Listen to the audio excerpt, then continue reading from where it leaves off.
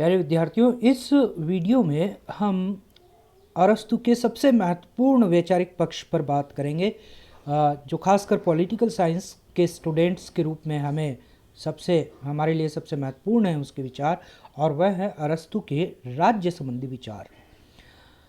अरस्तु ने अपनी पुस्तक पॉलिटिक्स के प्रथम भाग में दास्ता पे विचार करते हुए राज्य की प्रकृति पर या राज्य पर उसने विचार किया है।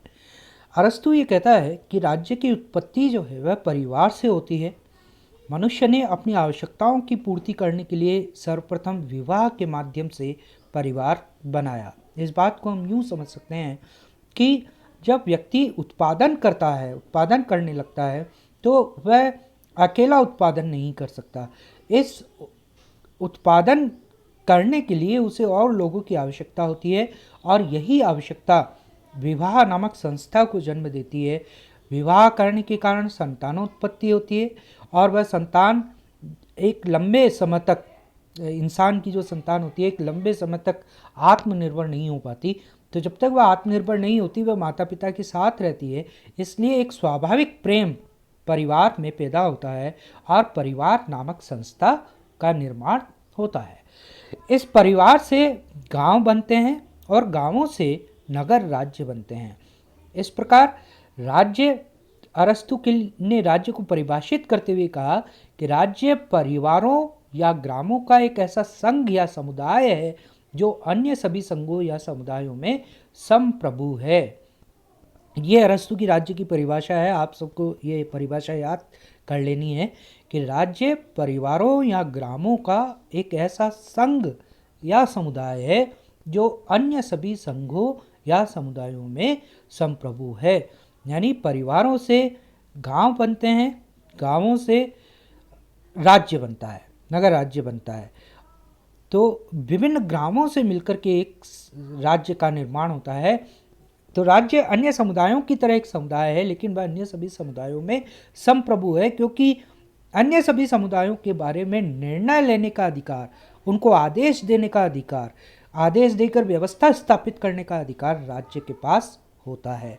इस प्रकार राज्य के संबंध में पहली जो अरस्तु की धारणा के संबंध में हमें बात समझनी है वह यह है कि वह राज्य की उत्पत्ति का विकासवादी सिद्धांत देता है। यानी वह राज्य को न तो कृत्रिम मानता है। जब हम राज्य की उत्पत्ति की बात करते हैं तो दो तरह के विचार आते हैं। एक राज्य कृत्रिम है, दूसरा राज्य प्राकृतिक है। तो अरस्तु जो है वह राज्य को कृत्रिम नहीं मानता, यानी मनुष्य द्वारा निर्मित नहीं मानता, बल्कि वह राज्य को प्राकृतिक मानता है। और वह विकासवादी सिद्धांत देते हुए ये कहता है कि राज्य का स्वाभाविक रूप से विकास होता है। और वह विकास किस रूप में होता है कि पहले परिवार बनता है, परिवार से गांव बनते हैं, गांवों से राज्य बनता है।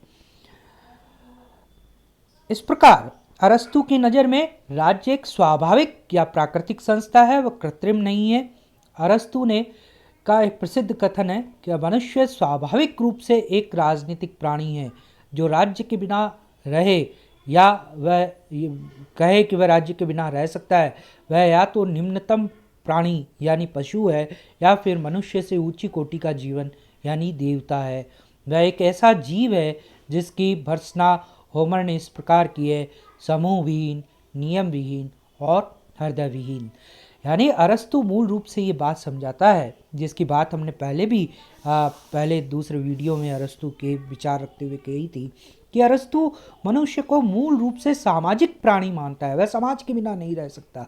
क्यों नहीं रह सकता? क्योंकि हर मनुष्य की अपनी सीमित क्षमताएं हैं।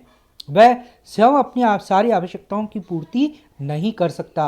अपनी इन सीमित क्षमताओं के कारण से अपनी दूसरी आवश्यकताओं की पूर्ति के लिए उसे दूसरे मनुष्यों की आवश्यकता होती है, और यही आवश्यकता उसे समाज में रहने के लिए विवश करती है। इस प्रकार मनुष्य में एक स्वाभाविक प्रवृत्ति होती है समाज के बीच में रहने की, समूह के साथ रहने की, क्योंकि उसी में उसको आनंद और खुशी और अपनी जीवन की पूर्णता का अनुभव होता है।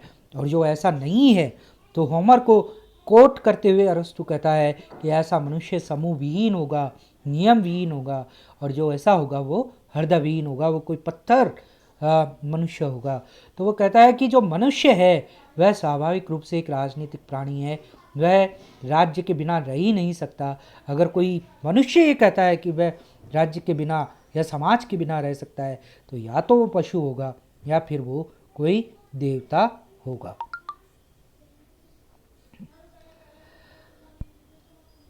अरस्तु ने भी प्लेटो की तरह राज्य का आंगिक सिद्धांत प्रतिपादित किया और उसने ये कहा कि राज्य एक शरीर है तो व्यक्ति उसके अंग है।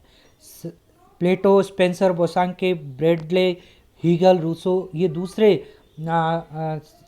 विचारक हैं जो इसी तरह की बात करते हुए राज्य के सावयव या आंगिक सिद्धांत का प्रतिपादन कहते हैं। अंग्रेजी में इसे ऑर्गेनिक थ्योरी ऑफ स्टेट कहते हैं। अरस्तु की राज्य के संबंध में अगली महत्वपूर्ण धारणा यह है कि वह ये कहता है कि state is prior to man, यानी राज्य व्यक्ति से पहले है। अब ये राज्य व्यक्ति से पहले है, यह बात वह ऐतिहासिक रूप से नहीं कह रहा है, यानी इतिहास के रूप में नहीं कह रहा है कि पहले व्यक्ति आया और फिर राज्य आया, या पहले राज्य आया और फिर व्यक्ति आया। ये यानी राज्य की उत्पत्ति पहले हुई फिर व्यक्ति की उत्पत्ति हुई, ऐतिहासिक रूप में ये बात नहीं कह रहा है, बल्कि ये बात मनोवैज्ञानिक रूप से वो कह रहा है। अरस्तु ये कहता है कि पहले बड़ी वस्तु पर विचार किया जाता है फिर छोटी वस्तु पर, यानी हम पहले पूर्ण वृत्त खींचेंगे फिर उसका आधा अर्धवृत्त करेंगे या उसके हिस्से करेंगे।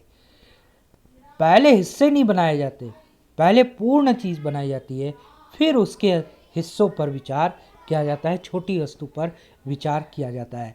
इसी तरीके से हम जब मनोवैज्ञानिक रूप से देखें तो राज्य बड़ा है, राज्य एक पूर्ण चीज़ है, व्यक्ति अपूर्ण चीज़ है। व्यक्ति की पूर्णता राज्य के भीतर जाकर के होती है, इसलिए हम पहले पूर्ण चीज़ के रूप में, पूर्ण वृत्त के रूप में राज्य पर विचार करते हैं और फिर उसके सदस्य के रूप में, उसके अंश के रूप में व्यक्ति पर विचार करते हैं। यानी हम मैक्रो पर पहले विचार करते हैं फिर माइक्रो पर विचार करते हैं, और इस रूप में राज्य व्यक्ति से प्रथम है। राज्य है तो व्यक्ति का अस्तित्व संभव है, व्यक्ति का जीवन संभव है, व्यक्ति का सामाजिक जीवन संभव है। अगर राज्य नहीं है तो व्यक्ति का जीवन संभव नहीं होगा। इस प्रकार राज्य संपूर्ण का प्रतिनिधित्व करता है। अरस्तु कहता है कि पहले पूर्ण वृत्त की संकल्पना आई, बाद में अर्धवृत्त की संकल्पना आई। जो मैंने अभी कहा कि पहले हम पूरा वृत्त बनाएंगे फिर उसका अर्धवृत्त करेंगे। व्यक्ति का निजी जीवन व स्वतंत्रता आवश्यक है किंतु वह पर्याप्त नहीं है। व्यक्ति का सामाजिक और राजनीतिक स्वभाव उसकी निजी खुशी को बढ़ाता है। यह हमेशा एक डिबेट होती है हमारे पॉलिटिकल साइंस में, पॉलिटिकल फिलॉसफी में, कि अगर हम राज्य को मानते हैं तो दूसरी तरफ व्यक्ति की स्वतंत्रता या व्यक्ति का निजी जीवन राज्य के कानूनों से, राज्य के आदेशों से, राज्य की सत्ता से बाधित होने लगती है। इसलिए कई लोग ये मानते हैं, खासकर जो व्यक्तिवादी विचारक हैं, वो व्यक्तिवादी विचारक ये कहते हैं कि राज्य को ज़्यादा सत्ता देने से या राज्य को ताकतवर बनाने से या राज्य को पूर्ण सत्तात्मक बना देने से व्यक्ति की निजी स्वतंत्रता नष्ट हो जाती है। लेकिन अरस्तु ये कहता है कि व्यक्ति का एक स्वभाव है और वह स्वभाव है सामाजिक, समूह में रहने का स्वभाव, और ये जो उसका सामाजिक स्वभाव है, ये सामाजिक स्वभाव उसको निजी खुशी देता है, उसको आनंद देता है। बिना समूह के वह आनंद की अनुभूति नहीं कर सकता। और जब वो समूह में रहता है, समुदाय में रहता है, जिसको अरस्तु कह रहा है कि समाज या समुदाय में रहने की इच्छा व्यक्ति की सार्वत्रिक इच्छा है, एक यूनिवर्सल विल है उसकी इतनी, तो वो यहाँ तक कहता है कि व्यक्ति में इतनी समूह में रहने की इच्छा है कि अगर कोई सन्यासी और भिक्षु है तो वो भी अपने समुदाय बनाते हैं। आपने देखा होगा कि कई लोग गृहस्थ जीवन का त्याग करके सन्यासी हो जाते हैं, भिक्षुक बन जाते हैं, लेकिन वो भी समूह में रहते हैं, वो भी ग्रुप में रहते हैं। क्यों? उसके कई कारण हैं। उसका एक बड़ा है सुरक्षा, सिक्योरिटी। ग्रुप में जब व्यक्ति रहता है तो वह सुरक्षा का अनुभव करता है। दूसरा, वह अपनी मन की भावनाओं और इच्छाओं को अभिव्यक्त कर पाता है। उसके भीतर जो कुछ योग्यताएं, क्षमताएं हैं, उनको वो बाहर ला पाता है, इसलिए वह समूह में रहता है। इसलिए समय की दृष्टि से अरस्तु कहता है कि परिवार पहले आता है, पहले फैमिली अपने आप बन जाती है, स्वाभाविक रूप से बन जाती है। और व्यक्ति जब समूह में रहता है तो एक दूसरे के से संबंध निर्धारित करने के लिए उसे नियमों की आवश्यकता होती है, कुछ कानूनों की आवश्यकता होती है, यानी संविधान की आवश्यकता होती है। और जब संविधान की आवश्यकता होती है तो उस संविधान का पालन कराने के लिए राज्य की भी आवश्यकता होती है। इस प्रकार अरस्तु राज्य को संपूर्ण का प्रतिनिधित्व मानता है और वह कहता है कि राज्य ही वह सर्वोच्च समुदाय है जो अन्य समुदायों का नियमन करता है। वह सर्वोच्च भलाई की संस्था है जो व्यक्ति में सद्गुण पैदा करता है, और वह सद्गुण है सबके साथ रहकर मिलकर चलने का सद्गुण। पोलिस, राज्य जिसको यूनानी भाषा में पोलिस कहा गया है, वह एक प्रकार का संघ है। और अरस्तु कहता है सभी प्रकार के संघ, समूह, समुदाय किसी न किसी कल्याण हेतु संगठित होते हैं। राज्य का कार्य जनता की सुरक्षा तथा व्यक्ति की सामाजिक, आर्थिक, राजनीतिक, शारीरिक और भौतिक आवश्यकताओं की पूर्ति करना है। राज्य, ये बड़ा इंपॉर्टेंट कोटेशन है अरस्तु का, कि राज्य सद्जीवन के लिए अस्तित्व में आया है और वह श्रेष्ठ जीवन के लिए अस्तित्व में बना हुआ है। अपने आदर्श राज्य जैसे उसने पॉलिटी कहा है को राज्य की उसने चरम अवस्था माना है। वह ये मानता है कि अगर राज्य होगा तो सैनिक शक्ति भी होगी, राजनीतिक सत्ता भी होगी। वह राज्य की स्वतंत्रता के लिए आवश्यक है, लेकिन वो कहता है कि यह साध्य नहीं है। राज्य का साध्य व्यक्ति को खुशी देना है, व्यक्ति के अच्छे जीवन या सज्जीवन को प्रदान करना है। इसके लिए उसे सत्ता और सैनिक शक्ति की आवश्यकता हो सकती है, लेकिन सत्ता और सैनिक शक्ति राज्य के लिए साधन है, वह साध्य नहीं है। आज के संदर्भों में भी प्यारे विद्यार्थियों, आप सबको ये बात समझने की ज़रूरत है कि राजनीतिक सत्ता या सैनिक शक्ति व्यक्ति के कल्याण का साधन है, वह स्वयं में साध्य नहीं है। जो कई राजनेता ये समझने की भूल करते हैं कि सत्ता और सैनिक शक्ति के ऊपर उनका अधिकार है और वह उनको साध्य समझ लेते हैं। नहीं, वह व्यक्ति के सज्जीवन के लिए, व्यक्ति के कल्याण के लिए साधन के रूप में ही है। अरस्तु का आदर्श राज्य कानून की संप्रभुता में विश्वास करता है, जबकि हमने देखा कि प्लेटो का जो रिपब्लिक में आदर्श राज्य है वह कानून विहीन राज्य है। अरस्तु के अनुसार राज्य में कानून का शासन होना चाहिए और कानून के समक्ष सभी समान हैं। कानून का स्रोत क्या है? कानून किससे बनते हैं? रीति रिवाज से। कानून में परिवर्तन बहुमत से हो सकते हैं। मनुष्य के शासन की तुलना में कानून का शासन, एक मनुष्य यानी एक राजा के शासन की तुलना में अरस्तु कहता है कि कानून का शासन, संविधान का शासन सर्वोत्तम है। इस रूप में वह संविधानवाद की बात करने वाला पहला महत्वपूर्ण विचारक है। एवनस्टीन कहता है कि अरस्तु को आने वाली पीढ़ियों को सबसे बड़ी देन कानून का शासन, संविधान का शासन या संविधानवाद है। आदर्श राज्य की जहाँ बात करें तो अरस्तु के लिए आदर्श राज्य वह है जिसमें प्रजा अपने निर्णय के अधिकार से पूर्णतः वंचित नहीं होती और शासक व शासित के बीच एक स्पष्ट संवैधानिक स्थिति होती है। यानी राजा या शासक सर्वेसर्वा नहीं हो जाता, बल्कि वह जनता के भलाई के लिए कार्य करता है और प्रजा जो है अपने निर्णयों के अधिकार के लिए निर्णय का करने का अधिकार रखती है। और इन दोनों के बीच, प्रजा और शासक के बीच जो संबंध है, उन संबंधों का निर्धारण एक संविधान के द्वारा होता है। आदर्श राज्य में शासन कुलीनों का होता है, किंतु वह नागरिकों की सहमति से निर्मित कानून के अनुसार शासन चलाएगा। यानी कुलीन वर्ग का या समूह का शासन होगा उसके आदर्श राज्य में, लेकिन वह शासन सहमति से, कंसेंट से चलेगा। कंसेंट के द्वारा निर्मित कानून के अनुसार चलेगा, यानी संविधान के अनुसार चलेगा। सार्वजनिक नीति के अनुमोदन का अधिकार समुदाय को है।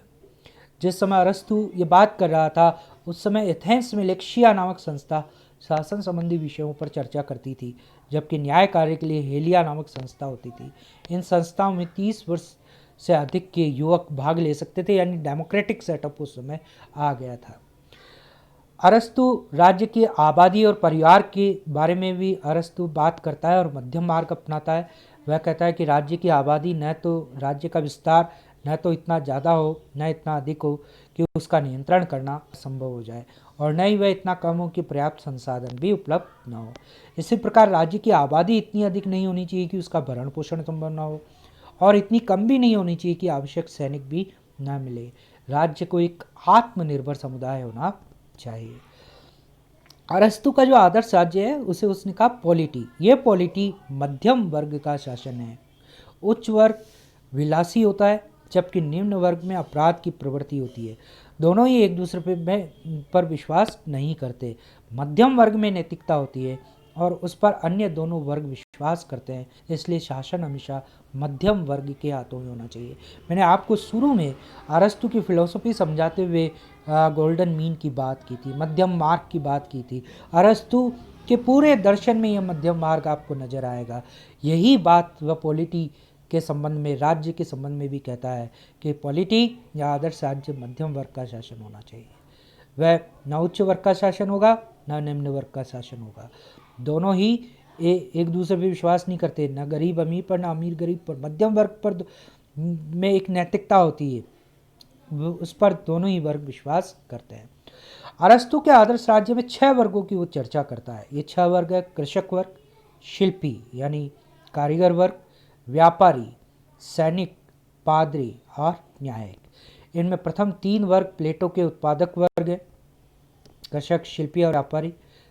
चौथा सैनिक वर्ग है और अंतिम दोनों पादरी और न्यायिक शासक वर्ग का प्रतिनिधित्व करते हैं।